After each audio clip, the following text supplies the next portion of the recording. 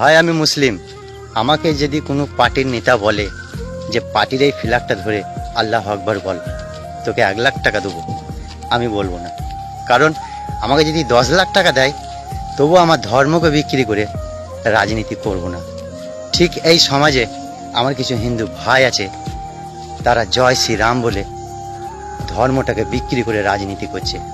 ভাই আমি একটা কথা বলছি, বিজেপির ফ্ল্যাগ নিয়ে কোনো মিটিংয়ে যে জয় শ্রীরাম বলছো, তোমার ভগবান রাম কি বলেছে?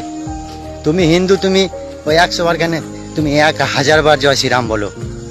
আমি মুসলিম, আমি ওই 100 বার কেন, 1000 বার আল্লাহ আকবার বলতে পারি, কিন্তু বলার জায়গা আছে। ভাই রাজনীতি হচ্ছে একটা মিথ্যার জগৎ, কে কখন কার নামে দোষ দিচ্ছে বোঝা মুশকিল। আমার এই কথাটা হিন্দু ভাইরা কেউ খারাপ ভেবো না। ঠিক সেই রকমই এই আজকের সমাজে কিছু মানুষ ওই আছে, বলছে যে বিজেপি পার্টি করে তাকে জয় শ্রীরাম বলতে হবে। যে জয় শ্রীরাম বলে না সে বিজেপি পার্টি করে না।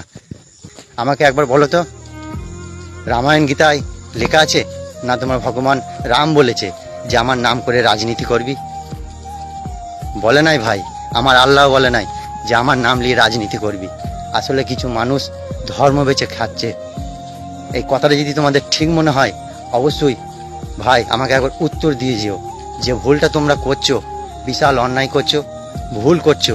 ধর্ম নিয়ে রাজনীতি করা, ধর্মকে বিক্রি করে রাজনীতি করছো। জয় শ্রীরামের নাম নিয়ে হয়তো কারোর দোকান ভাঙছো, যেখানে কোনো একটা অন্যায় করছো, ভগবানের নাম লিছো। এটা বিশাল পাপ, বিশাল অন্যায় ভাই।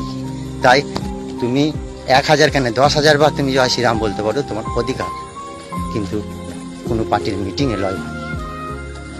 কথাটা ঠিক মনে হলে কমেন্টে উত্তর দিও, আর আমার কথাটা কেউ ভুল বুঝো না ভাই।